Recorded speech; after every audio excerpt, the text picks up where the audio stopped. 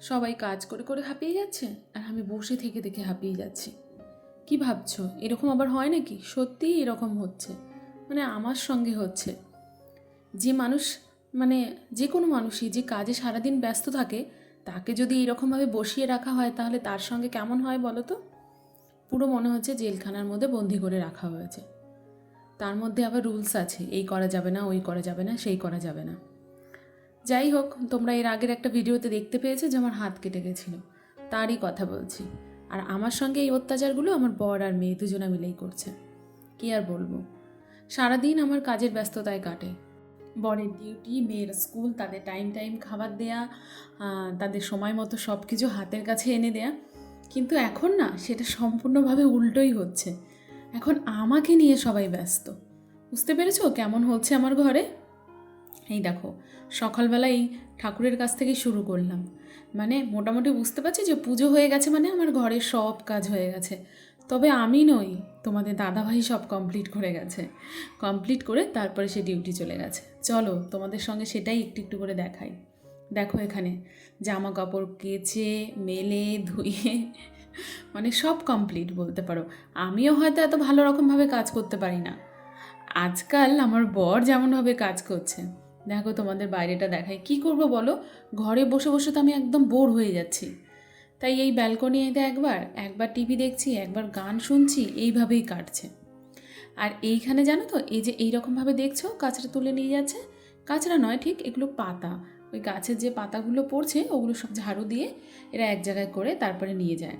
কাঁচরাওয়ালা সকালে এসছে, তোমাদের দাদাভাই কাঁচরাও দিয়ে দিয়েছে। এখানে এরা এই সাফ সাফাইয়ের জন্য এসছে, এই রাস্তাঘাট, তারপরে কোয়ার্টারের আশেপাশে যে জঙ্গল আছে এগুলো সব পরিষ্কার করে তুলে নিয়ে যাবে। এই একবার দেখছি যে ওই নিচটায় পরিষ্কার করছে এই সবই। এই দেখো, তোমাদের একবার ঘরটা ঘুরে দেখাই। দেখেছো কত সুন্দর পরিষ্কার রয়েছে, হ্যাঁ না?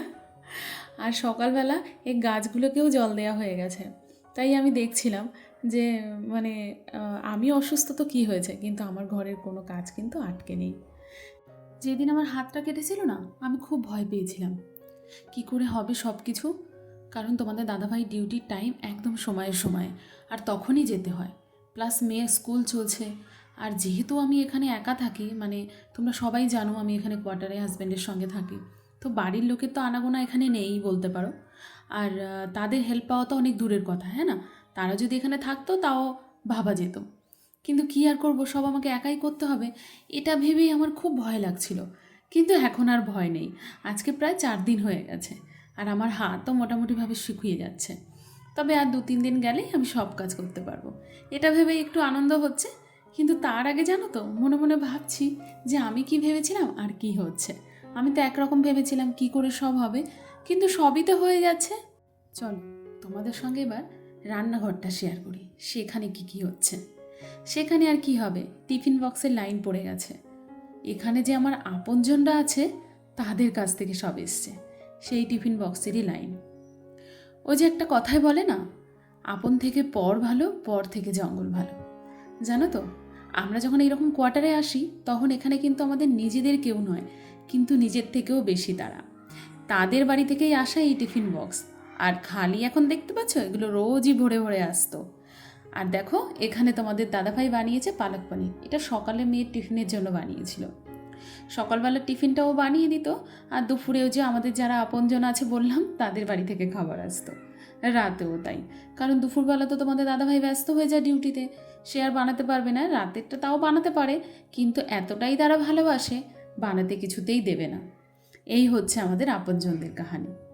আর এই দিকে দেখো, বাসনপত্র তো বেচারা মাজে, কিন্তু কিছু কিছু ক্ষেত্রে কয়েকটা ছুটেও যায়। তাড়াহুড়োয় যখন যেতে হয় না, তখন আর সেইভাবে মাজতে পারে না। এইখানে দেখো, তোমাদের দাদাভাই কিছু সবজি আর পালং শাকও বের করে রেখে গেছে। এটা বানানোর কোনো দরকার নেই। ওই যে বললাম, আমাদের ভালোবাসার মানুষদের কাছ থেকে কিন্তু খাবার আসছে, কিন্তু কি করবে বলো, এই যে সবজিগুলো দেখছো সব নষ্ট হয়ে যাচ্ছিল। ওই জন্য আমি বললাম এটা বানিয়ে দাও, তা সে কেটে রেখে গেছে। আমি বলেছিলাম যদি আমি পারি আমি বসিয়ে দেবো, তুমি এসে নামিয়ে নেবে। এইভাবেই আমাদের চলছিল। তবে কি বলো তো, এগুলো নষ্ট হয়ে গেলে তখন খারাপ লাগবে। খারাপ লাগবে তো বলছি, কিন্তু এইদিকে দেখো আরও সবজি নিয়ে এসে হাজির। এইগুলো আমি কি করব? রান্না তো ঘরে হচ্ছে না, কিন্তু তারপর সবজির কোনো অভাব নেই। আর তারপর আবার আমাকে বলে যাচ্ছে এই সবজিতে কিন্তু তুমি হাত দেবে না, আমি এসে গুছিয়ে রেখে দেবো। কী সমস্যা বলো তো? মানে আমি দেখছি এর চারপাশটায় ঘুরছি, কিন্তু আমি হাত দিতে পারছি না। মানে ওই একটাই ভয়, যদি আবার হাতে বেশি কিছু হয়ে যায় তখন আবার সেই নিয়ে অনেক দিন পড়ে থাকতে হবে। কি আর করব, এই এক সোফা, এখানে বসো, টিভি দেখো, ঘুরে বেড়াও, এই আমার কাজ। তাই ভাবলাম একটু ভিডিও বানাই, তোমাদের সঙ্গেও শেয়ার করি। আর এইখানে দেখো জামা কাপড়টাও পর্যন্ত তুলে রেখে গেছে। এবার ভাঁজ করার দায়িত্বটা আমার, কিন্তু আস্তে আস্তে করতে হবে, দেখা যাক কী করি। আমার হাত কেটেছে প্রায় ওই আজকে 5 দিন হয়ে গেল। তবে মোটামুটি আমার হাতও শুকিয়ে গেছে, আর মোটামুটিভাবে আমি ঠিক হয়ে গেছি। তবে ওই একটা দুঃখ, বাইরে একটু বেরোতে পারছি না বা জলে হাত দিতে পারছি না। তো আজকে ভাবলাম বাইরে একটু ঘুরতে বেরোবো। তাই তোমাদের দাদাভাইকে বললাম এর উপর দিয়ে একটা ব্যান্ডেড আটকে দাও, কারণ ওপরের পাট্টিটা তো খুলেই ফেলেছি আর মোটামুটি শুকিয়েও গেছে।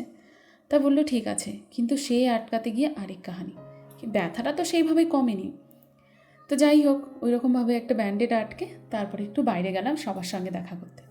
মনে হয় যেন কতদিন পর বাইরে বেরোলাম, আর বেশ ভালোও লাগলো। সবার সঙ্গে একটু কথা বলা, গল্প করা, এইরকমভাবেই তো মানুষের জীবন কাটে। আমারও এইরকমভাবেই কাটে। একা একা ওই ঘরে বসে আমার দ্বারা হবে না। যাই হোক, তোমাদের কার এইভাবে দিন কাটে বলো তো?